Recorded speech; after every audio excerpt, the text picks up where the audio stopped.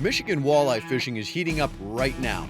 With fish in various stages of post-spawn, anglers are trolling, casting, and jigging their way into solid numbers of fish. The inland lakes around Traverse City are walleye hotspots, Long and Mitchell, as well as Leelanau Lake to the north. Just south of the Mackinac Bridge, the clear waters of adjacent lakes Burt and Mullet offer superb dusk and night walleye fishing, anglers trolling cranks over shallow flats and break lines into the wee hours. Lake Huron's Saginaw Bay is also producing, with walleyes held tight to shallow weeds in 6 to 20 feet. But given gin clear waters, just make sure to get your bait away from the boat. Trolling planer boards or making long casts definitely ups the odds. And on the Detroit River, vertical jigging and hand lining continue to pay out for big walleye dividends. On the smallmouth bass front, Michigan's been kicking out some Goliaths.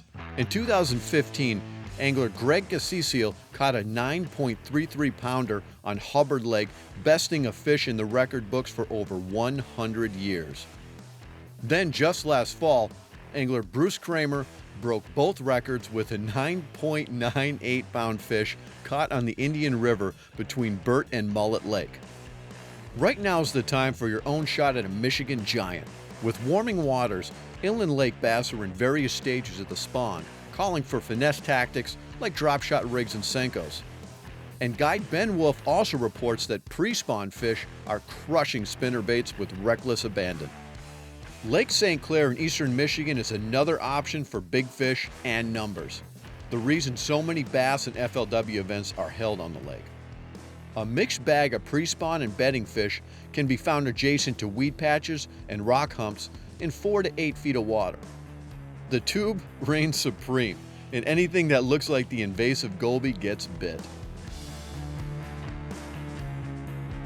Warmer waters have pushed baitfish into the ports of Holland, St. Joseph, and Muskegon, presenting some great coho and king salmon fishing. Whether you're fishing from a small boat or charter, it's a trolling deal with lead core, copper, and dipsies all in play. These days, clear waters find more fish caught on spoons than plugs, although meat rigs are effective at times also. Fans of lake trout should have a close look at Grand Traverse Bay near Traverse City, where anglers are catching fish casting, trolling, and vertical jigging. As a general rule of thumb, the cooler the weather, the shallower the fish. Primarily bottom-orientated, Michigan's lake trout have adapted quite well to the nearly endless buffet of invasive gobies. But anglers say that's a positive thing. As a result, lake trout taste much better. Their flesh is bright peach to pink, and on average, it's tough to distinguish it from the taste of salmon.